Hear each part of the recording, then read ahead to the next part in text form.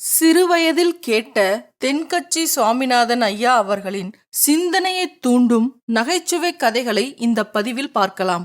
வாழ்க்கையில் சில சந்தர்ப்பங்களில் நாம் சில அவமானங்களை சந்திச்சே தீர வேண்டியிருக்கு. என்ன பண்ணுறது, காலம் அப்படி. அவமானப்படுறவங்க உடனே அடங்கி போயிடுறது தான் உலக வழக்கம். அவமானப்பட்டால் உடனே சீறி எழறவங்களும் உண்டு. ஆனால் அதையே ஒரு சவாலாக எடுத்துக்கிட்டு முன்னுக்கு வர்றவங்களும் சில பேர் இருக்கிறாங்க. அவங்க ரொம்ப அபூர்வம். இன்றைக்கி மனோதத்துவ நிபுணர்கள்லாம் என்ன சொல்கிறாங்க தெரியுமா? அவமானப்பட்டுட்டா உடனே அடங்கி போயிடக்கூடாதான். அதையே ஒரு சவாலாக எடுத்துக்கிட்டு மனசில் ஒரு வைராக்கியத்தோட முயற்சி பண்ணினா வாழ்க்கையில் எல்லாரும் முன்னேறலாமா. அவமானம்ங்கிறத நாம் வைராக்கியமாக மாற்றிக்கணும். அதுதான் வெற்றிக்கு வழி. ராமர் இந்த பூமியில் பிறந்ததே ஒரு வைராக்கியத்தினால தான் சார் அப்படின்னார் ஒருத்தர். எப்படிங்க அது அப்படின்னு கேட்டேன். அவர் சொன்னார், தசரதருக்கு ராமர் குழந்தையா பிறக்கணும், அப்போ தான் இங்கே இருக்கிற கஷ்டங்கள்லாம் நீங்கும் அப்படின்னு சர்வ லோகமும் எதிர்பார்த்துக்கிட்டு இருக்குது. ஆனால் அவர் எப்போ பிறப்பார் அப்படின்னு யாருக்கும் தெரியல. அந்த காரியம் சீக்கிரம் நடக்கணுமே, அதுக்கு என்ன பண்ணுறது? நாரதர் வந்தார் ஒரு நாள் தசரதரை தேடி. தசரதா, உனக்கு ஒரு செய்தி தெரியுமான்னு ஆரம்பித்தார். அவர் எப்பவும் இப்படித்தானே ஆரம்பிக்கிறது வழக்கம். என்ன விஷயம்னு கேட்டார் தசரதர். தசரதா, நீ அடிக்கடி உன்னோட தேரில் ஏறிக்கிட்டு தேவலோகத்துக்கு போகிற, அங்கே போகிற வர்ற எல்லாம் பண்ணிகிட்ருக்க, எல்லாம் சரி. தேவலோகத்துலேயும் உன்னை நல்லபடியாக தான் வரவேற்கிறாங்க. தேவேந்திரன் உன்னை பிரியமாக அழைச்சிட்டு போய் தன்னுடைய அரியாசனத்திலேயே தனக்கு பக்கத்திலேயே உட்கார வைக்கிறான். நீயும் சந்தோஷமாக உட்காந்து பேசிவிட்டு வந்துடுற. ஆனால் நீ இங்கே வந்ததுக்கு அப்புறம் அங்கே என்ன நடக்குது தெரியுமா உனக்கு அப்படின்னாரான் நாரதர். என்ன நடக்குது எனக்கு ஒன்றும் தெரியலையே அப்படின்னாரான் தசரதர். நாரதர்கிட்ட கிட்டத்தில் கேட்டிருக்கார், கொஞ்சம் சொல்லுங்கள் என்னது அப்படின்னு. அவர் நெருங்கி வந்தாராம் நாரதரும். மெதுவாக அவர் காதோட காதாக சொன்னாராம். அதாவது நம்ம பாஷையில் சொல்லப்போனால் பற்ற வைக்கிறார். நீ அங்கே தேவேந்திரங்கிட்ட உட்காந்து பேசிவிட்டு வந்த பிறகு நீ அங்கே உட்காந்துருந்த அரியாசனத்தை தண்ணி ஊற்றி கழுவி சுத்தப்படுத்துகிறாங்க. நீ என்ன அந்த அளவுக்கு சுத்தம் இல்லாத ஆளா, தினம் குளிக்காமையா இருக்கிற அப்படின்னாராம். தசரதருக்கு இது ரொம்ப அவமானமாக போயிட்டுது.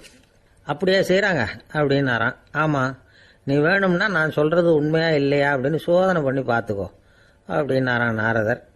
உடனே தசரதர் இதுக்காகவே புறப்பட்டு தேவலோகம் போனார். அங்கே வழக்கம் போலவே இவரை கூப்பிட்டு உட்கார வச்சு பேசிக்கிட்டு இருந்தான் தேவேந்திரன். கொஞ்ச நேரம் பேசிக்கிட்டு இருந்துட்டு சரி நான் கிளம்புறேன்னு புறப்பட்டார். சரி, அவனும் வாசல் வரைக்கும் வழி அனுப்பி வச்சுட்டு உள்ளே போயிட்டான். தசரதர் வெளியில் கொஞ்ச நேரம் மறைஞ்சி இருந்துட்டு மெதுவாக உள்ளே எட்டி பார்த்தார் என்ன நடக்குதுன்னு. நாரதர் சொன்னது உண்மைதான்.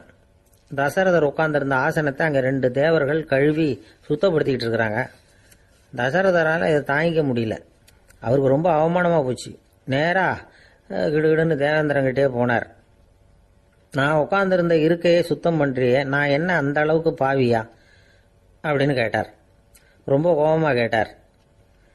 தசரதரே, மனுஷனுக்கு 3 கடன்கள் உண்டு. தேவ கடன், ரிஷி கடன், பித்ரு கடன். இதை தீர்க்காதவன் பாவியாகிறான். இதில் மகனை பெறுவதால் தான் பித்ரு கடன் தீரும். உனக்கு மகன் கிடையாது, அதனால நீ பாவியாகிற. பாவி உட்கார்ந்துருந்த இடம்ங்கிறதுனால அதை சுத்தம் செய்ய வேண்டியது எங்கள் கடமை அப்படின்னு நானும் தேவேந்திரன். இந்த இடத்துல தசரதருக்கு ஏற்பட்ட அவமானம் ஒரு வைராக்கியமாக மாறிச்சு. தேவேந்திரனே கேட்டுக்கோ, ஒரு மகனை பெற்ற பிறகுதான் இந்த சபையில் மறுபடியும் அடி எடுத்து வைப்பேன் அப்படின்னு சொல்லிவிட்டு போயிட்டாராம். போய் புத்திர காமேஷ் யாகம் பண்ணார். புத்திரர்கள் பிறந்தார்கள். இந்த கதையில் உள்ள கருத்து என்னன்னா, தேவேந்திரன் தசரதரை அப்படி அவமானப்படுத்தலைன்னா அவருக்கு இப்படி ஒரு வைராக்கியம் பிறந்திருக்குமா? யோசிச்சு பார்க்கணும். நமக்கு ஏற்படுகிற சில அவமானங்களையும் வைராக்கியமாக மாற்றிக்குவோம். அப்படி மாற்றிக்கிட்டோம்னா வாழ்க்கையில் முன்னேறலாம். நம்ம ஆளுங்க சில பேர் அவமானத்தை வைராக்கியமாக மாற்றிக்கிறது எப்படி தெரியுமா? நம்மகிட்ட ஒரு பையன் சொன்னான், எங்கள் அப்பா என்னை எல்லாருக்கும் முன்னாடி வச்சு திட்டிவிட்டார், பொறுப்பு இல்லாமல் ஊர் சுத்துறேன்னு சொல்லி அவமானப்படுத்தி விட்டார். இனிமேல் நீ என் முகத்திலேயே முழிக்காதரா போடான்னு வேற சொல்லிவிட்டார். எனக்கு ரோஷம் வந்துட்டுது. அந்த அவமானத்தை வைராக்கியமாக மாற்றிக்கிட்டேன். அன்னையிலேருந்து அவர் முகத்திலேயே முழிக்கிறது இல்லை அப்படின்னா. அப்படியான்னு கேட்டோம். ஆமாங்க, அவர் வீட்டில் இல்லாத நேரமாக பார்த்து உள்ள சமையல் கட்டுக்கு போய் சாப்பிட்டுட்டு நைஸாக வெளியில் வந்துடுவேன் அப்படிங்கிறான் அவன்.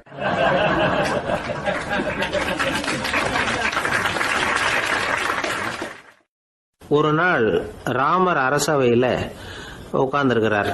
ராமராஜ்யம் நடந்துகிட்டு இருந்த நேரம். அந்த சமயத்தில் ஒரு நாய் அரச சபைக்கு வந்துதான். அது தலையில் அடிபட்டு ரத்தம். அந்த கோலத்தில் அது அங்கே வந்தது.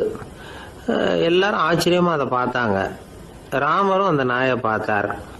நீங்க வந்த காரியம் என்ன, என்ன நடந்தது, எதுவா இருந்தாலும் பயப்படாம சொல்லு அப்படின்னார். உடனே அந்த நாய் மெதுவா சொல்ல ஆரம்பிச்சுதான். ஐயா, நான் தெருவில் போய்கிட்டு இருந்தேன். வழியில ஒருத்தர் வந்தார். அவர் வேத சாஸ்திரம்லாம் படிச்ச பெரியவர். அவர் எந்த காரணமும் இல்லாம அவர் கையில வச்சிருந்த குச்சியால என் தலையில அடிச்சுட்டார்.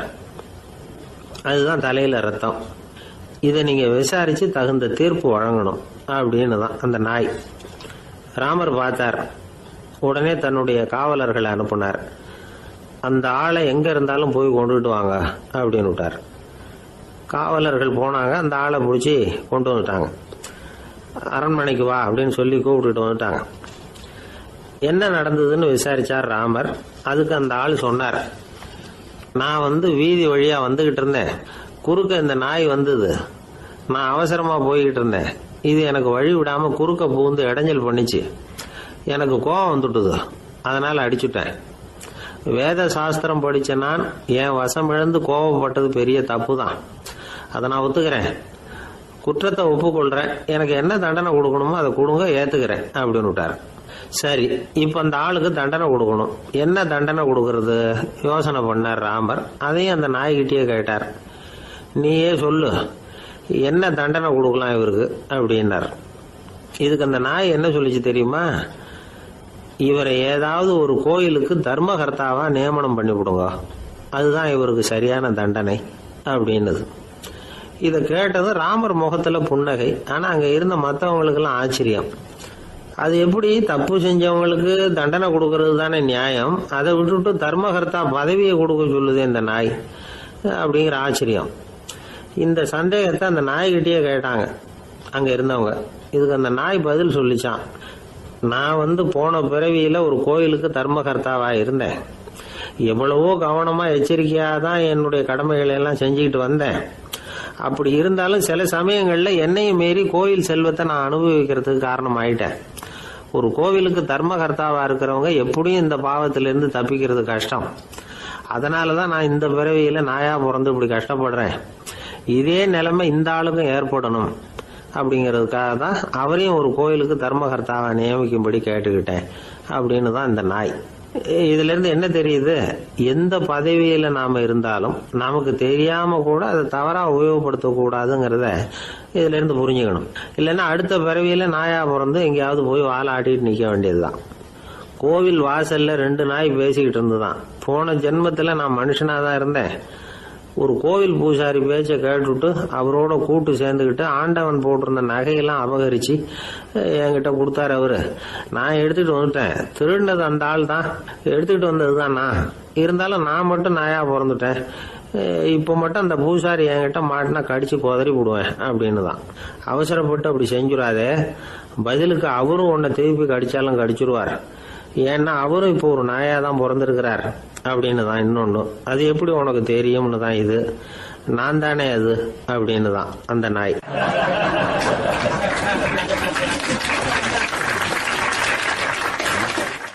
காசியில் இருக்கிற கடவுள் காசி விஸ்வநாதர், அங்க இருக்கிற தேவி காசி விசாலாட்சி. இவங்க 2 பேரும் ஒரு நாள் பேசிக்கிட்டு இருந்தப்போ கடவுள் சொன்னார், இந்த மனிதர்களை நாம ரொம்பவும் நம்பிக்கையோட தான் படைச்சிருக்கிறோம். இருந்தாலும் அவங்களுக்கு தான் நம்பிக்கை இல்லை. எதுலேயும் ஒரு உண்மையான நம்பிக்கை இல்லாமல் வாழ்ந்துகிட்டு இருக்கிறாங்க அப்படின்னார். என்ன அப்படி சொல்றீங்க? அதோ பாருங்க, எவ்வளவு பேர் காசியை தேடிட்டு கங்கையில் குளிச்சுக்கிட்டு இருக்கிறாங்க. அவங்கெல்லாம் நம்பிக்கை இல்லைன்னா இவ்வளவு தூரம் தேடிட்டு இங்கே குளிப்பாங்களா அப்படின்னு நாங்கள் தேவி. சரி, அதை சோதிச்சு பார்க்கலாம் அப்படின்னு 2 பேரும் முடிவு பண்ணிக்கிட்டாங்க. உடனே ஒரு திட்டம் போட்டாங்க. அது எப்படின்னா, நாம் 2 பேருமே பக்தர்கள் மாதிரி உருவத்தை மாற்றிக்கிட்டு கங்கை கரைக்கு போக வேண்டியது. நான் கங்கையில் இறங்கி குளிக்கிறேன். கொஞ்ச நேரத்தில் சுழலில் மாட்டிக்கிட்டது மாதிரி நடிக்கிறேன். நீ உடனே கரையிலிருந்து சத்தம் போடும். என்னோட வீட்டுக்காரரை யாராவது காப்பாற்றுங்களேன்னு சத்தம் போடும். அதோட இன்னொன்று சொல்லு, யாராவது ஒரு புண்ணிய ஆத்மா அவர்கிட்ட போய் அவருடைய முடியை பிடிச்சி இழுக்கணும். அப்படி ஒரு சாபம் இருக்குது எங்களுக்கு. புண்ணிய ஆத்மா, அதாவது எந்த பாவமும் செய்யாத இல்லாத ஒருத்தர் தான் அவரை காப்பாற்ற முடியும். அப்படிப்பட்டவங்க யாராவது வெள்ளத்தில் குதிச்சு என்னுடைய கணவரை காப்பாற்றுங்கோ அப்படின்னு நீ சத்தம் போடு, கூச்சல் போடு, என்ன நடக்குதுன்னு பார்க்கலாம் அப்படின்னார் கடவுள். சரின்னு சொல்லி 2 பேருமா சாதாரண பக்தர்கள் மாதிரி கங்கை கரைக்கு வந்து சேர்ந்தாங்க. அவர் இறங்கி குளித்தார். திட்டம் போட்டது மாதிரியே சுழலில் மாட்டிக்கிட்டது மாதிரி கத்துனார். கரையில் இருந்த அந்த அம்மா, ஐயோ என் கணவரை காப்பாற்றுங்களேன், யாராவது காப்பாற்றுங்களேன்னு கத்துனாங்க. பல பேர் ஓடி வந்தாங்க. உடனே இவங்க, பாவம் இல்லாத புண்ணிய ஆத்மா ஒருத்தரால் தான் என்னுடைய கணவர் காப்பாற்றப்படணுங்கிறது விதி, அப்படி ஒரு சாபம் இருக்குது, அதனால் புண்ணிய ஆத்மா யாராவது அவர்கிட்ட போய் அவர் முடியை பிடிச்சி தூக்குனா அவரை காப்பாற்றி கொள்ளலாம் அப்படின்னாங்க.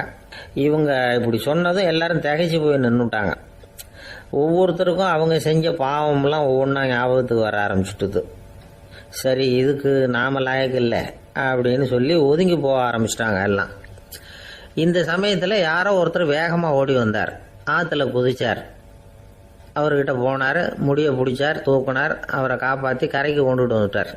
அப்படி காப்பாற்றின அந்த ஆளை இவங்க 2 பேரும் தனியாக கூப்பிட்டுக்கிட்டு ஒரு மண்டபத்துக்கு வந்துட்டாங்க. வந்து விசாரிக்கிறாங்க. நீ யாரப்பா அப்படின்னு கேட்குறாங்க. ஏதும் தெரியாத மாதிரி.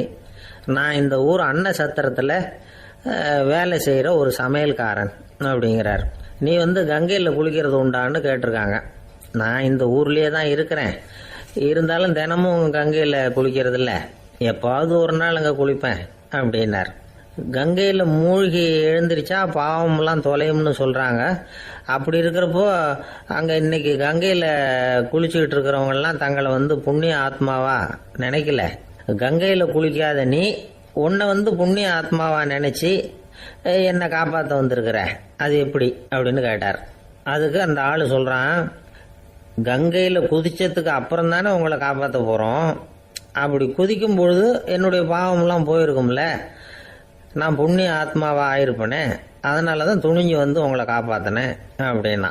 கடவுளும் தேவியும் அவனுக்கு வந்து காட்சி கொடுத்தாங்களாம். இப்படி ஒரு கதை உண்டு. அதாவது கங்கையில் குளிச்சுக்கிட்டு இருக்கிறவங்களுக்கே தங்களுடைய பாவம் போகுங்கிற நம்பிக்கை பரிபூர்ணமாக இல்லை. குளிக்காத ஒருத்தனுக்கு அந்த நம்பிக்கை இருந்தது. அதனால் அவனால் கடவுளை பார்க்க முடிஞ்சது. கடவுளை வந்து நாமளும் பார்க்க முடியுமா முடியாதா அப்படிங்கிற குழப்பம்லாம் நமக்கு வேண்டியதில்லை. நம்பிக்கையோடு வாழணுங்கிற உண்மையை மட்டும் இந்த கதையிலேருந்து புரிஞ்சுக்கிட்டா போதும். ஏன்னா இந்த கதையை கேட்டுட்டு ஒரு நண்பன் குதர்க்கமாக ஒரு கேள்வி கேட்டான். ஏன் சார், கங்கையில் குளித்தா பாவம் போயிடும்னு சொல்கிறீங்களே, நான் எனக்கு வேண்டாத ஒருத்தனை அழைச்சிட்டு போய் கங்கையிலேயே தள்ளி விட்டுட்டு அதுக்கப்புறம் அங்கேயே முழுக்க போட்டுட்டு நான் செஞ்ச பாவத்தை வந்து அதுலேயே கழுவி விட்டுட்டு மறுபடியும் உங்ககிட்ட வந்துடுறேன்னு வச்சுக்கோங்க, நீங்கள் என்னை வந்து புண்ணிய ஆத்மான்னு ஏற்றுக்குவீங்களா அப்படிங்கிறான். ஆள் கொஞ்சம் ஆசைந்தான், நம்மளே அங்கே அழைச்சிட்டு போனாலும் போயிடுவான்.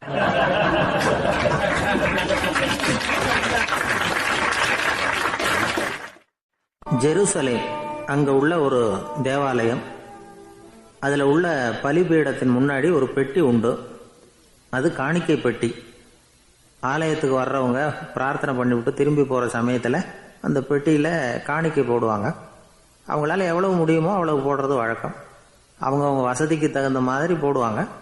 வசதி உள்ளவங்களாக இருந்தாலும் சரி, வசதியே இல்லாத வறியவர்களாக இருந்தாலும் சரி, ஆலய காணிக்கை பெட்டியில் காசு போடுறது அவங்களுக்கு ரொம்ப பெருமையான ஒரு செயல். ஒரு சமயம் இயேசு தம்முடைய சீடர்களோடு அந்த ஆலயத்துக்கு வரார். அங்கே உட்காந்து ரொம்ப நேரம் வழிபாடு பண்ணிட்டு இருக்கிறார். சீடர்களும் அந்த ஜபத்தில் கலந்துக்கிட்டாங்க. வழிபாடு முடிஞ்சுது. இயேசு உட்காந்துருக்கிறார். காணிக்கை பெட்டியில் காசு போடுறவங்கள கவனிக்கிறார். சீடர்களும் அதையே கவனிச்சுக்கிட்டு இருக்கிறாங்க. ரொம்ப பேர் வரிசையாக வந்தாங்க. அவங்களால முடிஞ்ச அளவுக்கு காசு போட்டுட்டு அவங்க பாட்டுக்கு போய்கிட்டு இருக்கிறாங்க. வசதியானவங்க நிறைய பேர் வந்தாங்க. அதுக்கு மத்தியில் வயசான ஒரு அம்மா, அவங்களும் வந்து காசு போட்டுட்டு போகிறாங்க. இப்போ இயேசு தன்னுடைய சீடர்கள் பக்கம் திரும்பினார். ஒரு கேள்வி கேட்டார். இப்போ இந்த காணிக்கை பெட்டியில் நிறைய பேர் வந்து காசு போட்டுட்டு போகிறத நீங்கள் கவனிச்சிங்க. இன்னைக்கு இந்த காணிக்கை பெட்டியில ரொம்பவும் சிறு அதிகமா காசு வயதில் போட்டது கேட்ட யார்? தென்கட்சி சுவாமிநாதன் ஐயா அவர்களின் சிந்தனையை முதல்ல வந்தாரு ஒரு தூண்டும் பெரிய மனுஷன், நகைச்சுவை அவர்தான் கதைகளை அதிகமா இந்த போட்டார் பதிவில் அப்படின்னாரு பார்க்கலாம். ஒருத்தர். மூணாவதா வந்தவர் தான் அதிகமா போட்டார், நான் கவனிச்சேன் அப்படின்னாரு இன்னொருத்தர். இப்படி ஆளுக்கு ஒரு விதமா சொல்றாங்க. கடைசியா இயேசு சொன்னாராம், இன்றைக்கு அந்த பெட்டியில அதிகமா காசு போட்டவங்க அந்த வயசான அம்மா தான் அப்படின்னாராம். சீடர்களுக்கு ஒன்றும் புரியல. அந்த அம்மா ரொம்பவும் ஏழையாச்சே, அவங்க எப்படி அதிகமாக காணிக்கை செலுத்த முடியும் அப்படிங்கிறது அவங்க சந்தேகம். இயேசு விளக்குனார். நிறைய பேர் வந்தாங்க, நிறையவே காசுகள் போட்டாங்க, அது உண்மைதான். ஆனால் அந்த அம்மா என்ன பண்ணாங்க கவனிச்சிங்களா? வந்தாங்க, தன்னுடைய காசு பையை திறந்தாங்க, அப்படியே கொட்டுனாங்க. அதில் இருந்தது 2 காசுகள் தான். அந்த 2 காசும் காணிக்கை பெட்டியில் விழுந்துட்டுது. மற்றவங்கள்லாம் தங்கள்கிட்ட இருந்த செல்வத்தின் ஒரு சிறு பகுதியை எடுத்து பெட்டியில் போட்டாங்க. ஆனால் இந்த அம்மா தன்கிட்ட என்ன இருந்ததோ அதை அப்படியே போட்டுட்டாங்க. தன்னுடைய பிழைப்புக்காக வச்சிருந்த அவ்வளவையும் இழக்கிறதுக்கு தயாராயிட்டாங்க. அவ்வளவு தாராள மனசு அவங்களுக்கு. அதனால அவங்க செலுத்தின காணிக்கை தான் அளவில் அதிகம் அப்படின்னார்.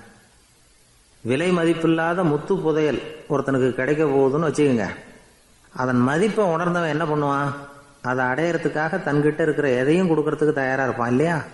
அது மாதிரி தான் இதுவும் அப்படின்னார். உலக மதிப்பீடுகளை துரும்பா தூசியா மதிச்சு அதையெல்லாம் உதறி விடுகிறவன் இறையருள் அப்படிங்கிற இணையில்லாத செல்வத்தை பெறுகிறான் அப்படிங்கிறது இதுல உள்ள கருத்து. இறைவனுக்காக இழப்பதுன்னா துன்பப்படுகிறவர்களுக்காக, ஏழைகளுக்காக, ஏதுமற்றவர்களுக்காக இழப்பது அப்படின்னு அர்த்தம்.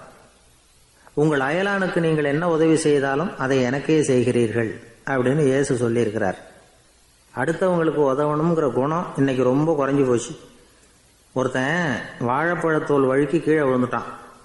பக்கத்தில் இருந்த நண்பன் உடனே அவனை தூக்கிக்கிட்டு போய் ஆஸ்பத்திரியில் சேர்த்துட்டான். அதுக்கப்புறம் சொன்னான், நீ அந்த வாழைப்பழத்தோலில் காலை வைக்க போகிறத முன்னாடியே நான் கவனிச்சுட்டேன் அப்படின்னானா. அப்படின்னா அப்போவே நீ எனக்கு உதவி செஞ்சுருக்கலாமே அப்படின்னானா அவன். நான் டாக்டருக்கு உதவலாம்னு நினச்சிட்டேன் அப்படின்னா இவன்.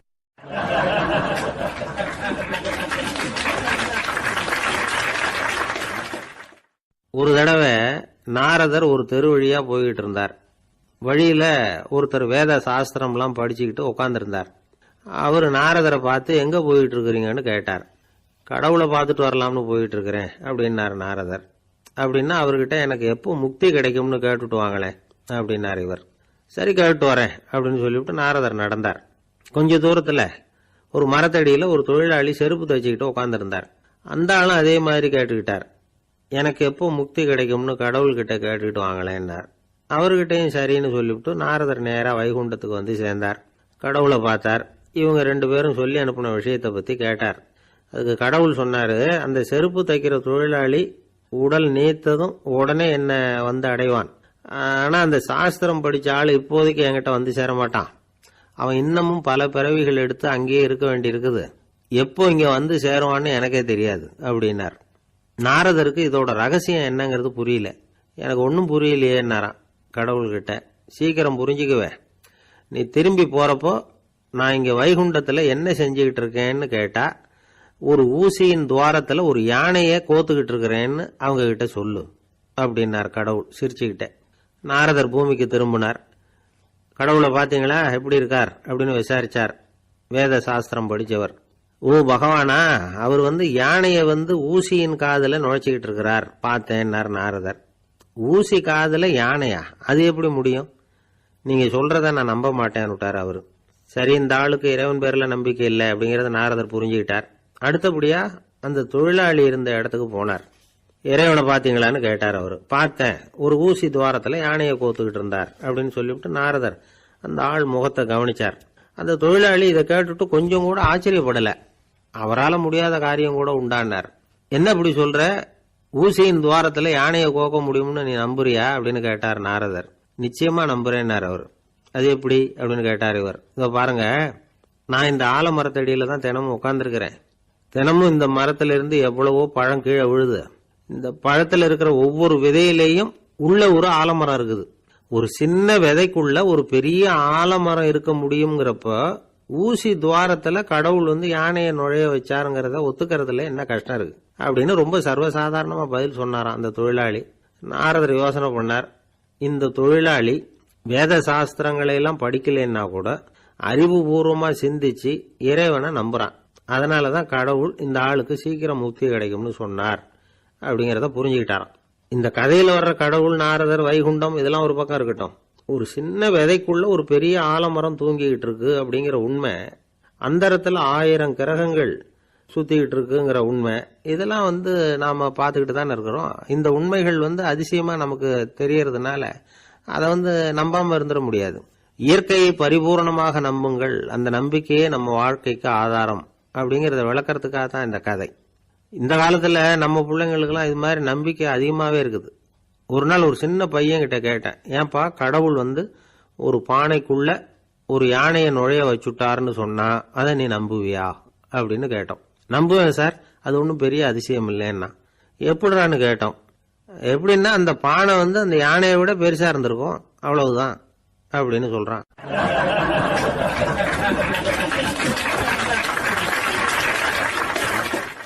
இயேசுநாதர்கிட்ட ஒருத்தர் கேட்டாராம், இயேசுவே என்னை எவ்வளவு நேசிக்கிறீர்கள் அப்படின்னு. அவர் தன்னுடைய 2 கைகளையும் அகல விரித்து இவ்வளவு என்று சொல்லி சிலுவையில் உயிர் நீத்தார் அப்படின்னு சொல்லுவாங்க. அதாவது அந்த நேசிப்புக்கு எல்லை கிடையாது, அதே போல மன்னிப்புக்கும் எல்லை கிடையாது. இது இயேசுநாதர் சொல்லி கொடுத்த ஒரு பாடம். இயேசுனுடைய சீடர்கள்ல ஒருத்தன் பீட்டர், அவன் ஒரு நாள் இயேசுநாதர்கிட்ட கேட்டிருக்கான், இயேசுவே நான் என்னுடைய தம்பி கிட்ட அடிக்கடி சண்டை போட்டுக்கிட்டு இருக்கிறேன், என்னுடைய சகோதரன் கூட, அவனை நான் எத்தனை தடவை மன்னிக்கிறது? ஏற்கனவே 7 தடவை அவனை மன்னிச்சுட்டேன் அப்படின்னு சொல்லியிருக்கிறான். அப்போ இயேசு சொன்னாராம், மன்னிக்கிறதுக்கு எத்தனை தடவைங்கிற கணக்கெல்லாம் கிடையாது, எத்தனை தடவை உன்னுடைய சகோதரன் உன்னை கோபப்படுத்துகிறானோ அத்தனை தடவை நீ மன்னிக்கிறதுக்கும் தயாரா இருக்கணும், அதுதான் அப்படின்னு சொன்னாராம். அப்போ இவனுக்கு ஒன்றும் புரியல, இது என்ன அவன் தப்பு பண்ணிக்கிட்டே இருப்பான், நாம மன்னிச்சுக்கிட்டே இருக்கிறதா அப்படிங்கிறது மாதிரி குழப்பமா இருந்திருக்கிறான். அப்போ இயேசுநாதர் தன்னுடைய சீடன் பீட்டர் கிட்ட ஒரு கதை சொன்னாராம். அந்த கதை இன்றைக்கு நாம எல்லாரும் சிந்தித்து பார்க்க வேண்டிய ஒரு கதை. அதாவது மன்னிப்பை விரும்புகிறவர்கள் மன்னிக்கவும் தயாராக இருக்க வேண்டும் அப்படிங்கிறது தான் அந்த கதையினுடைய தத்துவம். அந்த இயேசுநாதர் சொன்ன கதை என்ன, ஒரு மன்னர் இருந்தார். அவர் ஒரு நாள் அரண்மனையில் உட்காந்து கணக்கு வழக்குகள்லாம் பார்த்துக்கிட்டு இருந்தார். நம்ம அரண்மனையிலிருந்து யார் யார் அரசாங்க கடன் வாங்கியிருக்கிறாங்க, யார் யார் திருப்பி செலுத்தி இருக்கிறாங்க அப்படிங்கிற விவரத்தையெல்லாம் பார்த்துக்கிட்டு இருந்தார். அப்போதான் புரிஞ்சுது, அந்த அரண்மனையில் வேலை செய்கிற ஒருத்தனே அரசாங்க கடன் வாங்கியிருக்கிறான். எவ்வளவு? 10,000 பொற்காசுகள் வாங்கியிருக்கான் கடன். இந்த 10,000 பொற்காசுகளை திருப்பி செலுத்தலை அரசாங்கத்துக்கு. இது மன்னர் கவனத்துக்கு வந்தது. உடனே நம்ம அரண்மனையில் இருக்கிறவனே அரசு கடன் வாங்கி திருப்பி செலுத்தாம இருக்கான், அவனை கூப்பிட்டு வாங்கன்னு சொல்லி கூப்பிட்டுட்டு வந்தாங்களாம். விசாரிச்சிருக்கிறாங்க, என்னப்பா நீ எவ்வளவு ஒன்று? ஆமாங்க 10,000 பொற்காசுகள் வாங்கியிருக்கிறேன், இன்னும் திருப்பி கட்டலைன்னு இருக்கான். உடனே அவர் மன்னர் சொல்லியிருக்கிறாரு, நம்ம சட்டத்திட்டப்படி நீ உடனே பணத்தை திருப்பி கட்டிடு, அப்படி உன்னால கட்ட முடியலன்னா உன்னுடைய வீடு வாசல் சொத்து சுகம் எல்லாத்தையும் வித்து அந்த பணத்தை அரசு கருவூலத்துல சேர்த்துக்கிறதுக்கு நானே ஏற்பாடு பண்ணிடுறேன் அப்படின்னு அந்த மன்னர் சொன்னாராம். இவன் அப்படியே அதிர்ச்சி ஆயிட்டான், அப்படியே பொத்துன்னு காலில் விழுந்தானா, மன்னா என்னை மன்னிச்சுங்க, என்னால முடியல, எனக்கு மன்னிப்பு கொடுங்க அப்படின்னு இருக்கான். உடனே அவர் எழுந்திருச்சு, சரி நீ மன்னிப்பு கேட்டுவிட்ட, அதனால உன்னை மன்னிக்கிறேன், நீ பணம் கட்ட வேண்டாம் அப்படின்னு சொல்லி அந்த மன்னர் அவனை விட்டுட்டாராம். பணத்தையும் தள்ளுபடி பண்ணிட்டார், நீ திருப்பி கட்ட வேண்டான்னு. இவனுக்கு ரொம்ப மகிழ்ச்சி, அதனால ரொம்ப உல்லாசமா வந்துகிட்டு இருக்கிறான். தெருவில் வந்துகிட்டு இருக்கிறப்ப இவங்கிட்ட கடன் வாங்கின ஒருத்தன் எதுக்கு வந்துகிட்டு இருக்கான். அவன் இவங்கிட்ட ஒரு 100 பொற்காசுகள் கடன் வாங்கியிருக்கான். அவன் வந்தான், இவன் போய் அவன் சாட்டையை பிடிச்சிக்கிட்டான், நீ எப்படா என் கடனை திருப்பி கொடுக்க போறேன்னு. அவன் இப்ப முடியல, கொஞ்சம் பொறுத்துக்கா, அப்புறம் தாரேன் இருக்கான். அதெல்லாம் முடியாது, நீ கொடுத்துதான் ஆகணும் அப்படின்னு இவன் புடிவமா சொல்றான். இப்ப நிலைமைய பாருங்க, இவன் ஏற்கனவே 10,000 பொற்காசுகள் அரசாங்கத்துல கடன் வாங்கினா அதுக்கு மன்னிச்சு விட்டுட்டார் இவனை. ஆனா இவன் இன்னொருத்தனை மன்னிக்கிறதுக்கு தயாரா இல்ல. இவங்கிட்ட கடன் வாங்கின இன்னொருத்தன் 10 பொற்காசுகள், அவனை மன்னிக்க தயாரா இல்ல. அவனை கொண்டு போய் நீதிமன்றத்துல கொண்டு போய் நிறுத்தி தண்டனை வாங்கி கொடுத்துட்டான். நீதிபதி என்ன சொன்னாரு, அந்த இவன் வாங்கின பொற்காசுகளை திருப்பி கட்டுற வரைக்கும் ஜெயில இருக்கணுங்கிறது தீர்ப்பு. ஆனா உடனே அரசர் காதுல விழுந்தது. சொல்லிட்டாங்க, உங்ககிட்ட மன்னிப்பு வாங்கிட்டு போனானே ஒருத்தன், அவன் இன்னொருத்தனை மன்னிக்கிறதுக்கு தயாரா இல்ல, அவனை கொண்டு போய் ஜெயில அடைச்சுட்டான் அப்படின்னு. உடனே மன்னர் பார்த்தார், இவனை மறுபடியும் கூப்பிட்டு வர சொன்னார். தபாரப்பா, நான் உன்னை மன்னிச்சு விட்டேன், ஆனா நீ இன்னொருத்தனை மன்னிக்கிறதுக்கு தயாரா இல்ல, அதனால என்னுடைய தீர்ப்பையும் மாத்துறேன், நீயும் அரசு கடன் தீர்ற வரைக்கும் ஜெயிலில் தான் இருக்கணும் அப்படின்னு சொல்லி ஜெயிலுக்கு அனுப்பிச்சிட்டாராம். இப்படி ஒரு கதையை இயேசுநாதர் தன்னுடைய சீடருக்கு சொன்னதாக ஒரு வரலாறு. அது என்ன, அதிலிருந்து நாம புரிந்து கொள்ள வேண்டியதுன்னா, நாம மன்னிக்கப்படணும்னு நாம விரும்புறோம்னா நாம இன்னொருத்தரை மன்னிக்கிறதுக்கு தயாரா இருக்கணும். அதனால நாம இன்னொருத்தரை யாரையும் மன்னிக்க மாட்டோம், ஆனா என்ன இன்னொருத்தர் மன்னிக்கணும் அப்படிங்கறது மாதிரி செய்யக்கூடாதுன்னு சொல்லுவாங்க. அது மாதிரி நாம இப்ப இது தப்பா புரிஞ்சுக்கிறவங்களும் இருக்கிறாங்க. பாவம் மன்னிப்புங்கிறதுலாம் எதுக்குன்னா, அதாவது மறுபடியும் பாவம் செய்யாம இருக்கிறதுக்காக தான். அதான் மன்னிக்கிறாரே அப்படிங்கிறதுக்காக மறுபடியும் பாவம் பண்ணிட்டு இருக்கிறது இல்லை. அதான் ஒருத்தர் கேட்டாராம், பாவத்திலிருந்து மன்னிப்பு கிடைக்கணும்னா நீ என்ன செய்யணும் அப்படின்னு கேட்டிருக்காரு. அதுக்கு அவன் சொல்லியிருக்கிறான், நான் முதல்ல பாவம் செய்யணும், அப்பதானே மன்னிப்பு கிடைக்கும் அப்படின்னு நானா. இப்படிப்பட்டவர்கள் தான் இன்னைக்கு உலகத்தில் அதிகமாக இருக்கிறாங்க. அதனால இந்த மன்னிப்பின் மகத்துவம்ங்கிறது இயேசுநாதர்கிட்ட இருந்து தான் நாம புரிஞ்சுக்கணும். அந்த இயேசு சொன்ன அந்த மன்னிக்கிற மனோபாவம் இருந்தால் இன்னைக்கு உலகம் பூராவும் அமைதி பூங்காவாக இருக்கும். அதில் ஒன்றும் ஆச்சரியமே இல்லை, அதில் ஒன்றும் சந்தேகமும் இல்லை. அதனால மன்னிக்கிற மனோபாவத்தை நாம எல்லாரும் நமக்குள்ளே வளர்த்து கொள்ள வேண்டும் அப்படிங்கிறது தான் நாம இன்றைக்கு எல்லோரும் சிந்தித்து பார்க்க வேண்டிய ஒரு செய்தி. காஞ்சிபுரத்துல பல்லவ ராஜா ஒரு கோவில் கட்டினார், கைலாசநாதர் கோவில். அதுக்கு கும்பாபிஷேகம் பண்றதுக்கு ஒரு நாள் குறிப்பிட்டு அதுக்கு வேண்டிய ஏற்பாடுகள்லாம் பண்ணினார். முதல் காரியமா கடவுளை வேண்டிக்கிட்டார், நீங்க இந்த கும்பாபிஷேகத்துக்கு நேரில் கலந்துக்கணும்னார்.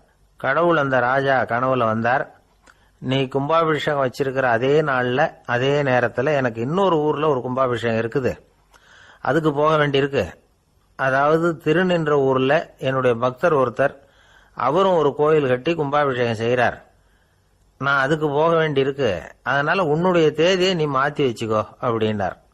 கடவுள் தான் எங்கேயும் இருக்கிறவராச்சே, அவர் நினைச்சா 2 இடத்துலயும் இருந்து கோயில் கும்பாபிஷேகத்தை நடத்த முடியாதா? ஏன் அப்படி செய்யல? அது ஒரு முக்கியமான காரணத்துக்காக தான். திருநின்ற ஊர்ல இருந்த பூசலாருங்கிற அந்த அடியாரின் பெருமையை இந்த உலகத்துக்கு எடுத்து காட்டணுங்கிறதுக்காகத்தான் கடவுள் அந்த ராஜா கிட்ட அப்படி சொன்னார். சரி, அந்த அடியார் அப்படி என்னதான் பெருசா கோயில் கட்டி விட்டார்? ராஜா கட்டின கோயிலை விட பெருசா? அவர் கட்டினது கருங்கல்லாலேயோ மண்ணாலேயோ மரத்தாலேயோ இல்ல. அவர் கட்டின கோயில் வேற மாதிரி. அது மனசால கட்டின கோயில், மனசுக்குள்ள இருக்கிற கோவில், மனக்கோவில். அந்த அடியார் தன்னோட மனசுக்குள்ள மாசக்கணக்கா ஒவ்வொரு கல்லா சேர்த்து கட்டின கோவில். இந்த விஷயம் ராஜாவுக்கு தெரியாது. அவர் என்ன நினைச்சுட்டாரு, அது நாம கட்டின கற்கோயிலை விட ரொம்ப பெருசா இருக்கும் போல இருக்கு அப்படின்னு நினைச்சுட்டாரு. சரி, அப்பேற்பட்ட அந்த கோயிலை தரிசனம் பண்ணிவிட்டு வருவோம் அப்படின்னு நினைச்சு ராஜா திருநின்ற ஊருக்கு போறார். அங்க போய் பார்த்தா கோயிலையும் காணும், ஒன்னையும் காணும். கடைசியில பூசலார் கட்டின மனக்கோவில் தான் அதுங்கிறத அவர் புரிஞ்சுக்கிறார். உடனே அந்த அடியாரின் காலில் விழுந்து வணங்குறார். அவரோ, இது மனசால முயன்ற கோவில், இதுக்கு இத்தனை பெருமையா அப்படின்னு ஆச்சரியப்படுறார். இதுல ஆச்சரியப்படுறதுக்கு ஒண்ணும் இல்ல. ஆண்டவன் விரும்புறது அகபக்தியையே தவிர புற தோற்றங்களே அல்ல. இத நாம புரிஞ்சுக்கிட்டோம்னா நமக்குள்ள எந்த வேறுபாடுகளும் வர்றதுக்கு வழியே இல்லை. இன்னொரு ராஜா இருந்தார். அவரு ஆண்டவனுக்கு படைக்கிறதுக்காக ஒரு தார் நல்ல செவ்வாழை பழமா எடுத்துக்கிட்டு போகணும்னு நினைச்சார். அதனால முத நாளே அதை வாங்கிட்டு வர சொன்னார் வேலைக்காரங்கிட்ட. வேலைக்காரன் போனா கடைத்தெருவில் ஒரு தார் பழம் வாங்கினா. வர்ற வழியில அவன் குடிசை அப்படியே எட்டி பார்த்துட்டு போவோமேன்னு நினைச்சான். போனான். அங்க இவனோட குழந்தை பாவம் பசியால கத்திக்கிட்டு இருக்கு. இவன் பார்த்தான், இவ்வளவு பெரிய தாரில் ஒரு 2 பழம் எடுத்தா தெரியவா போகுது அப்படின்னு நினைச்சு ஒரு 2 பழத்தை பிச்சு அந்த குழந்தைகிட்ட கொடுத்தான். அது அதை வாங்கி வயிறார சாப்பிட்டுது. பசி அடங்குச்சு, விளையாட போயிட்டுது. இவன் அதுக்கப்புறம் வாழைப்பழத்தை எடுத்துக்கிட்டு அரண்மனைக்கு வந்தான். 2 பழம் பிச்சிருக்கிறது ராஜாவுக்கு தெரிஞ்சு போச்சு. இவன் உண்மையை சொல்லிவிட்டான். உடனே ராஜா, கடவுளுக்கு படைக்க வேண்டிய பொருளை குழந்தை எச்சில் பண்ண விட்டுருக்கியே அப்படின்னு சொல்லி அவனை கட்டி வச்சு சாட்டையால் அடிச்சார் பாவம். மறுநாள் பழத்தை கோயிலுக்கு எடுத்துட்டு போனார். கடவுள் முன்னாடி வச்சார். கடவுள் கண்ணை திறந்து பார்த்தார், பழம்லாம் அழுகி இருக்குது. என்ன இது அழுகி போன பழம் அப்படின்னார். ராஜா முழிச்சார்.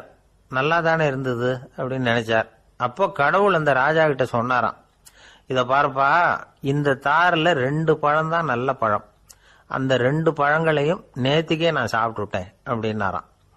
அப்பதான் ராஜாவுக்கு புரிஞ்சுது, ஏழை குழந்தையின் பசியை தீர்க்கறதுக்காக உதவுன அந்த 2 சிறு பழம் வயதில் இறைவன் கேட்ட சாப்பிட்ட பழம். தென்கட்சி சுவாமிநாதன் இறைவன் ஐயா இருக்கிற இடம் அவர்களின் எது? சிந்தனையை இதுதான். தூண்டும் நகைச்சுவை கதைகளை இந்த பதிவில் பார்க்கலாம். என்னுடைய நீண்டகால நண்பர் ஒருத்தர் வருஷம் தவறாமல் திருநள்ளாறு அப்படிங்கிற திருத்தலத்துக்கு போயிட்டு வர்றது வழக்கம். அங்க என்ன சார் விசேஷம்னு கேட்கறது உண்டு. என்ன இப்படி கேட்குறீங்க? சனி பகவான் வந்து நலன் விருப்பப்படி அங்கதானே எழுந்தருளி இருக்கிறார். அவரை போய் பார்த்து ஒரு கும்பிடு போட்டுட்டு வந்தா நம்ம பிடிச்சிருக்கிற சனியெல்லாம் விலகும் அப்படிம்பார். சத்தம் போட்டு சொல்லாதீங்க சார், வீட்டில் வேற யார் காதிலாவது இது விழுந்துற போது அப்படின்னு சொல்றது உண்டு வர்றவங்க. இப்போ நான் சொல்றதுல உள்ள நியாயத்தை புரிஞ்சுக்கிட்டு அவரும் கொஞ்சம் எச்சரிக்கை உணர்வோட நமக்கு நன்றி சொல்லுவார்னு வச்சுங்களேன். அதாவது பார்வை மூலமாவே. அந்த நண்பருக்கு ஆன்மீக விஷயங்கள்ல அதிக ஈடுபாடு உண்டு. அப்பப்போ சில புராண கதைகளை எல்லாம் சொல்றது உண்டு. ரொம்ப சுவாரஸ்யமா இருக்கும். எப்பவுமே புராண விஷயங்களை எல்லாம் அறிவியல்ங்கிற தராசில வச்சு எடை போட்டுட்டு இருக்கக்கூடாது. அப்படி பார்த்தா அதெல்லாம் நம்ப முடியாத வெறும் கற்பனைகளா தோணும், மூட நம்பிக்கைகளாவும் தெரியும். புராணங்களை வந்து புராணங்களாவே புரிஞ்சுக்கிறவங்களுக்கு அதெல்லாம் அர்த்தமுள்ள செய்திகளை உள்ளடக்கி இருக்கிறதாக தெரியும். அந்த வகையில தான் இந்த நண்பரும் நிறைய செய்திகளை சொல்றது உண்டு. சனியை போல கொடுக்கறவனும் இல்லை, சனியை போல கெடுக்கிறவனும் இல்லை அப்படின்னு சோதிடர்கள் சொல்லுவாங்க. நாம ஏதாவது ஒரு வம்புல மாட்டிக்கிட்டா பிடிச்சது சனி அப்படிங்கிறோம். ராவணன் எப்பேற்பட்ட வீரன், அவனே சனி பார்வைப்பட்டது தானே சங்கடப்பட ஆரம்பிச்சான் அப்படின்னார் நண்பர். அது எப்படிங்கன்னு கேட்டேன். அவர் சொல்ல ஆரம்பிச்சார், இந்த ராவணன் இருக்கானே நவ கிரகங்களையும் பிடிச்சி கொண்டுட்டு வந்து தன்னுடைய சிம்மாசனத்துல அப்படியே படிகளா போட்டு வச்சுட்டானா, ஒவ்வொரு படியா. பாவம் அந்த 9 தேவதைகளும் ஒவ்வொரு படியா குப்புற கிடக்குறாங்க. நவக்கிரகம் நம்மளை ஆட்டி படைக்குதுன்னு நாம சொல்லிட்டு இருக்கிறோம். ஆனா அந்த நவக்கிரகங்களை ராவணன் எப்படி வச்சிருந்தான் பாருங்க. எல்லாரையும் சிம்மாசனத்துக்கு பக்கத்துல படிப்படியா போட்டு வச்சிருக்கிறான். காலை அது மேல வச்சுதான் ஏறி போகணும். வேற வழி இல்லாம எல்லாரும் குப்புற விழுந்து கிடக்குறாங்க. ராவணன் வந்து ஒவ்வொரு தடவையும் இவங்க முதுகுல அடி வச்சு ஏறிதான் அந்த சிம்மாசனத்துக்கு போறது வழக்கம். இப்படி நடந்துகிட்டு இருக்கிறது நாரதர் கண்ணுல போட்டுட்டுதான். அவர் சும்மா இருப்பாரா? யோசனை பண்ணார் என்ன செய்யலாம் அப்படின்னு. ஒரு முடிவு பண்ணிட்டு நேரா ராவணன் கிட்ட போனாராம். ராவணா, நீ வந்து நவக்கிரகங்களை பிடிச்சு கொண்டாந்து உன்னுடைய சிம்மாசனத்துக்கு படிகளா போட்டு வச்சிருக்கிற, அது உன்னுடைய வீரத்தை காட்டுது. இருந்தாலும் ஒரு விஷயத்த நீ யோசிச்சு பார்க்கணும். ஒவ்வொரு தடவை நீ சிம்மாசனத்துக்கு போகும்பொழுதும் நவக்கிரகங்களின் முதுகல் அடி வச்சு நீ ஏறி போற, அது உனக்கு பெருமை கிடையாது. அவங்களுடைய மார்புல அடி வச்சு ஏறி போகணும், அதுதான் உனக்கு பெருமை அப்படின்னாரா. இவர் சொல்றதும் சரிதானே அப்படின்னு யோசிச்சிருக்கான் ராவணன். உடனே குப்புற கிடந்த நவக்கிரகங்களை திருப்பி மல்லாக்க போட்டான். அவங்க மார்புல அடி வச்சு மேலே ஏறி சிம்மாசனத்துக்கு போனானா. அப்படி போயிட்டு இருக்கும் பொழுது சனி பகவானின் பார்வை அவன் மேல பட்டுதான். அவ்வளவுதான். என்னாச்சு தெரியுமா? சூர்பனகை தேடி வந்தா. சீதையோட அழகை பத்தி தன்னுடைய அண்ணங்கிட்ட சொல்ல ஆரம்பிச்சுட்டா. விவகாரம் ஆரம்பமாயிட்டது. அதுதான் சனியனுடைய வேலை அப்படின்னு சொல்லி இந்த கதையை சொல்லி முடிச்சார் என்னுடைய நண்பர். ஆக சனியின் பார்வை வந்து நம்ம பேல படாம பாத்துக்கிறது தான் நல்லதுங்கிறீங்க அப்படின்னு. ஆமா சார், இப்ப கூட நான் வந்து உங்க வீட்டுக்கு வந்திருக்கிறதே ஒருத்தருடைய பார்வை என் மேல படக்கூடாதுங்கிறதுக்காகத்தான் அப்படின்னார். யாருங்க அதுன்னு கேட்டேன். என்னுடைய மாமனார் சார், அவசரத்துக்கு அவர்கிட்ட கொஞ்சம் கடன் வாங்கி விட்டேன். நம்ம மாப்பிள்ளை தானேன்னு சொல்லி அவரு விட்டு கொடுக்கறதுக்கு தயாரா இல்ல.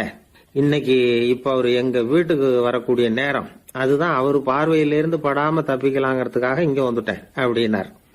பார்வை படணும்னு இருந்தா பட்டுத்தான் தீரும் போல இருக்கு அப்படின்னா. என்ன சார் சொல்றீங்கன்னார் ஒன்னும் புரியாம.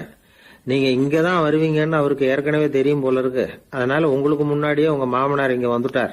அதுவும் அந்த பீரோவுக்கு பக்கத்துலதான் பின்னாடி மறைஞ்சு நின்றுட்டு இருக்கிறார் அப்படின்னு.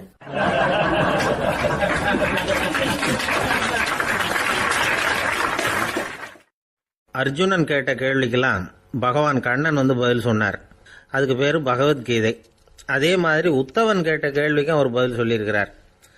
அதுக்கு என்ன பேருனா உத்தவ கீதைன்னு பேர். அது சரி, உத்தவன்னா யாரு? கண்ணனுக்கு சின்ன வயசுல இருந்தே தேர் ஓட்டிக்கிட்டு இருந்தவன் அவன் தான். குருஷேத்திர போர் முடிஞ்சது. அதர்மத்தை அழிச்சு தர்மத்தை நிலைநாட்டி தர்மனுக்கு முடிச்சு விட்டினார் கண்ணபிரான். அதுக்கப்புறம் துவாரகைக்கு திரும்பினார். தான் வந்த காரியம் முடிஞ்சது. அதனால இளமையிலிருந்தே தனக்கு தேரோட்டியா இருந்து வந்த உத்தவனை கூப்பிட்டார். இந்த பாருப்பா, உனக்கு வேணுங்கிறத கேளுன்னார். அவன் தனக்குன்னு எதையும் கேட்கறதுக்கு ஆசைப்படல. இருந்தாலும் கேள்வி கேட்கறதுல அவன் ரொம்ப கெட்டிக்காரன். அதனால கேட்க ஆரம்பிச்சான். பரந்தாமா, ராஜசூய யாகத்துக்கு தர்மனை கூப்பிட்டு தன்னுடைய அரண்மனையில விருந்து வச்சான் துரியோதனை. அதுக்கப்புறம் சூதாட்டத்துக்கு கூப்பிட்டான். தர்மன் வந்து தோல்வி அடைகிற மாதிரி பண்ணிவிட்டான். நீங்கள் தான் முக்காலமும் உணர்ந்தவராச்சே, சூதாட்டத்தில் தர்மர் ஜெயிக்கிறது மாதிரி பண்ணியிருக்க கூடாதா? இந்த பகடைக்காயை உருட்டுறப்போ நீங்கள் எதிர்பார்த்தது விழற மாதிரி பண்ணியிருக்கலாமே. சரி, அதுதான் இல்லை. வேடிக்கை பார்த்துக்கிட்டு இருந்த பீமன், அர்ஜுனன், நகுலன், சகாதேவன் இவங்களையும் பணையம் வச்சு ஆடுறப்போவாவது காப்பாற்றிருக்கலாம். அதையும் நீங்கள் செய்யலை. பாவம் அந்த அவல பொண்ணு, ஒன்றும் புரியாத ஒன்றும் தெரியாத அந்த உன்னுடைய சகோதரி திரௌபதி, அந்த பொண்ணை வந்து துச்சாதனன் இழுத்துக்கிட்டு வந்து துகில் உரிகிற கட்டத்தில் காப்பாத்தினியே. இது நியாயமா, முறையா, அறமா? இதுதான் உத்தவன் கேட்ட கேள்வி. இதுக்கு பரந்தாமன் பதில் சொல்றார். அப்படி கேள் உத்தவா, தருமனை வந்து துரியோதனன் வந்து சூதாட அழைக்கும் பொழுது என்ன சொன்னான் தெரியுமா? நான் பணையம் வைக்கிறேன், எனக்கு பதிலாக என்னுடைய மாமன் சகுனி பகடைக்காய்களை உருட்டுவான்னு சொன்னான். உடனே தருமன் எனக்கு பதிலாக என்னுடைய மைத்துனன் கண்ணன் வந்து பகடைக்காய்களை உருட்டுவான்னு சொல்லியிருக்கலாமே. அப்படி சொல்லலை. என்ன செஞ்சான் தெரியுமா? துரியோதனன் கூட சூதாட்டத்துக்கு சம்மதிச்சுட்டோம், கடவுளே இது என்னுடைய மைத்துனன் கண்ணபிரானுக்கு தெரியக்கூடாது அப்படின்னு வேண்டிக்கிட்டான். இதனால் தருமன் வந்து எனக்கு வந்து மனசால தடை போட்டுட்டான். அதனால் அரண்மனைக்கு வெளியிலேயே என்னை கூப்பிடுவாங்கன்னு நான் காத்துக்கிட்டு இருந்தேன். பீமன், அர்ஜுனன், நகுலன், சகாதேவன், திரௌபதி இவங்களை பணையம் வச்சு ஆடுறப்போவாவது கூப்பிடுவாங்கன்னு பார்த்தேன். அப்பவும் அவங்க என்னை கூப்பிடல, நினைக்கல. திரௌபதியை வந்து துச்சாதனன் கூந்தலை பிடிச்சி இழுக்கிறான். அப்போ கூட அவள் தன்னுடைய உடல் பலத்தால் தடுக்கிறதுக்கு முயற்சி பண்ணாலே தவிர என்ன நினைக்கல.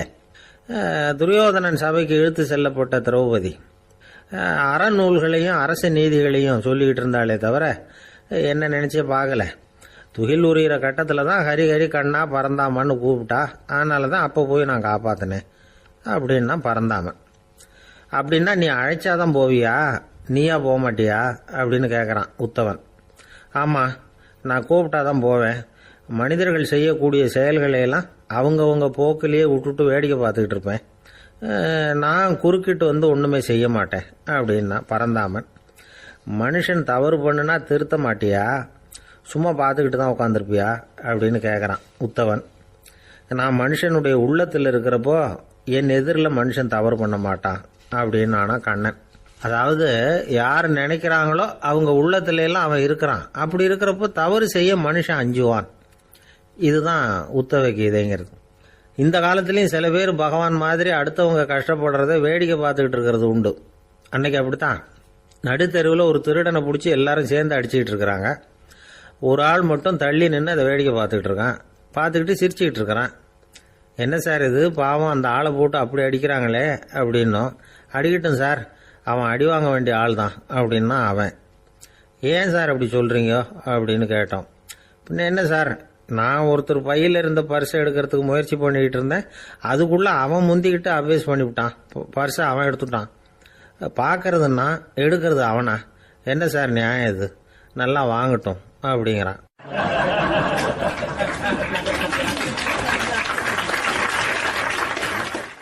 ஒரு காடு, அங்கே புத்தர் அவர் பாட்டுக்கு நடந்து போய்கிட்டே இருக்கிறார்.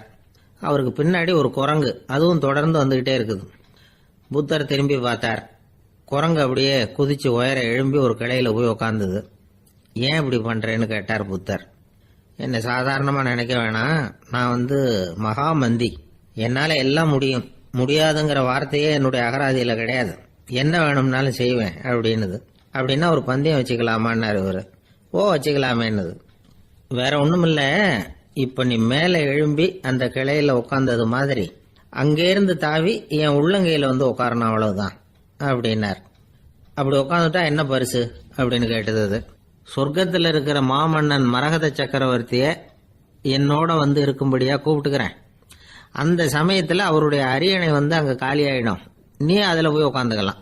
பந்தயத்தில் தோத்துட்டா ஒரு கல்ப காலம் இந்த பூமியில் வாழ வேண்டியிருக்கும். அதுக்கு பிறகுதான் என்கிட்ட வர முடியும். என்ன சொல்ற அப்படின்னார். குரங்குக்கு தாவறது ஒரு பெரிய காரியமா? இது எனக்கு ரொம்ப சாதாரண விஷயம், என்ன இப்பவே தாவட்டுமா அப்படின்னுது. சரின்னு சொல்லி உள்ளங்கையை நீட்டினார். அவருடைய கை தாமரை இலை அளவுக்கு அப்படியே விரிஞ்சுது. குரங்கு சௌரியமா வந்து உட்கார்றதுக்காக. குரங்கு தாவறதுக்கு தயாராச்சு. அதுக்கு முன்னாடி ஒரு சின்ன யோசனை அதுக்கு. இந்த கிளையிலிருந்து அந்த கைக்கு தாவறது எனக்கு ரொம்ப அற்பமான ஒரு வேலை, இது ரொம்ப சாதாரணம். என்னுடைய கௌரவத்துக்கு இது சரியா இருக்காது. அதனால நான் என்ன பண்ண போறேன்னா, இங்க இருந்து கிளையிலிருந்து அப்படியே உயரம் எழும்ப போறேன். எழும்பி மேல் உலகம் போய் அங்க ஒரு சுத்திவிட்டு அதுக்கப்புறம் அங்கேருந்து நேரா வந்து இந்த கையில உட்கார போறேன் அப்படின்னு நினைச்சது. என்ன யோசிக்கிற அப்படின்னாரு புத்தர். ஒண்ணுமில்ல, இந்த பாயிரம் பார் அப்படின்னு சொல்லி தாவி உயர போயிட்டுது. கொஞ்ச நேரத்துல வான உலகத்துக்கே போய் சேர்ந்துட்டுது. அங்க போய் பார்த்தா அங்க ஒரு 5 பளிங்கு தூண்கள் இளம் சிவப்பு நிறத்துல நின்றுகிட்டு இருக்குது. குரங்கு நினைச்சுக்கிட்டது, புத்தர்கிட்ட போய் இந்த பளிங்கு தூண்களை பார்த்தோம்னு சொன்னா அப்படியே திகைச்சு போயிடுவார். இந்த தூண்ல ஏதாவது அடையாளம் செஞ்சுட்டு போகணும் அப்படின்னு அந்த இடத்துல மிதந்துகிட்டே நினைச்சுது. உடனே ஒரு தூணில் எழுதிச்சு. என்ன எழுதிச்சுன்னா, ஒரு மகா ஞானி இங்க வந்துட்டு போறார் அப்படின்னு எழுதிச்சு. எழுதிவிட்டு அப்படியே கீழே தாவி வந்து புத்தரோட உள்ளங்கையில உட்காந்துது. எப்படி பாத்தீங்களா என்னுடைய வேலை? வான உலகத்துக்கே போய் அங்க இருக்கிற 5 பளிங்கு தூண்களை பார்த்துட்டு அதுல நான் வந்த விவரத்தை எழுதி வச்சுட்டு அதுக்கப்புறம் இங்க வந்திருக்கிறேன் அப்படின்னுது ரொம்ப பெருமையா. அப்படியா அப்படின்னாரு புத்தர். ஆமா, சந்தேகமா இருந்தா வாங்க, அழைச்சிட்டு போய் காட்டுறேன் அப்படின்னு அந்த குரங்கு. அதுக்கு தேவையில்லை, அப்படியே கொஞ்சம் கீழே குனிஞ்சு பார்த்து தெரியும் அப்படின்னார் புத்தர். அங்க பார்த்தா புத்தரோட உள்ளங்கை தெரிஞ்சுது. நல்லா உத்து பார்த்தது. அவரோட ஒரு விரல்ல அது எழுதிய வாசகம் தெரிஞ்சுது. குரங்கு யோசனை பண்ணிச்சு, அப்படின்னா வானத்துல நான் பார்த்தது புத்தரோட விரல்களா அப்படின்னு யோசிச்சுது. இதை புரிஞ்சுக்கிட்ட உடனே அந்த குரங்கோட கர்வம் அழிஞ்சு போச்சான். நம்ம மனசுதான் இந்த குரங்கு. மனம்ங்கிறதும் ஆணவம்ங்கிறதும் ஒரு நாணயத்தின் 2 பக்கங்கள். மனம் உள்ளவரை ஆணவமும் இருக்கும். மனம் அழிஞ்சாதான் ஆணவம் அழியும். மனம் அழிய வேண்டும் அப்படின்னு பெரியவங்க சொல்றது இந்த அர்த்தத்துல தான். நம்ம ஆளுங்க சவால் விடுறதெல்லாம் வேற மாதிரி. ஒருத்தன் ஒரு வாய்க்காலை தாண்டுறேன்னு பந்தயம் கட்டி தாண்ட முடியாம வாய்க்காலில் விழுந்து காலை உடைச்சிக்கிட்டு கட்டு போட்டுக்கிட்டு வந்தான். ஏண்டா அப்படின்னு கேட்டாங்க. நான் பந்தயம் கட்டின நேரம் சரியில்லை அப்படின்னா. எப்படிறான்னு கேட்டிருக்காங்க. வாய்க்காலில் தண்ணி இருக்கிற நேரமா பார்த்து பந்தயம் கட்டியிருக்கணும் அப்படின்னா.